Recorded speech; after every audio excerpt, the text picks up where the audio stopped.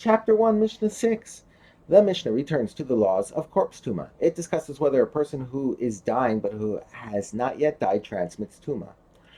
A person does not transmit tuma until he actually dies, literally until his soul leaves, even if his body is cut up into pieces, and he will surely die, and even if he is a goses, i.e., very, very close to death, we do not consider him dead. Having taught that a person close to death is considered alive and does not transmit tuma, the Mishnah teaches other laws that are subject to this rule. The first two laws have to do with the yibum obligation. When a man dies without children and has brothers, one of the brothers must either marry his widow, yibum, or perform a procedure known as chalitza, as described in Yevamos chapter 12. As long as neither of these procedures is performed, the widow is bound to the living brothers, and she is forbidden to marry another man. He, a person near death, binds his brother's widow for yibum, if his brother died without children. That is, if a man dies without children and his only living brother is close to death, that brother is considered still alive. Therefore, the widow is bound to the brother, and she may not marry another man without chalitza.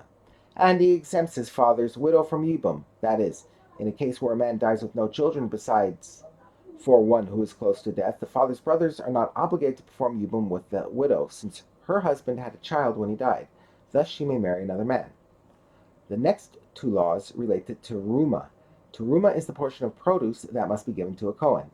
Only a Kohen, his wife, and his household may eat teruma. A woman, not of Kohanic descent, who is married to a Kohen may continue to eat teruma even after the marriage ends, if she has a child from the Kohen. On the other hand, if the daughter of a Kohen marries a non-Kohen, she may not eat teruma. Even after the marriage ends, she may not eat teruma if she still has children from the non-Kohen.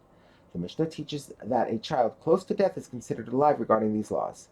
He, i.e., a person near death, entitles his mother to eat teruma. That is, if the daughter of a non-Kohen was married to a Kohen and had a child, and then the Kohen died or divorced her, she can eat teruma as long as the child is alive, even if he is near death.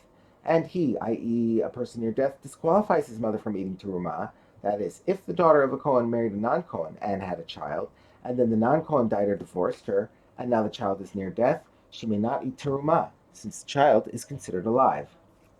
The Mishnah now discusses whether an animal near death transmits tuma.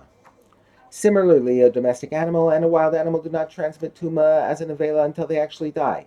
Even if the animal is injured so badly that it will certainly die, and even if it is about to die, it is not considered dead and is therefore not a nevela. The Mishnah addresses the law of an animal that has been killed but is still moving around.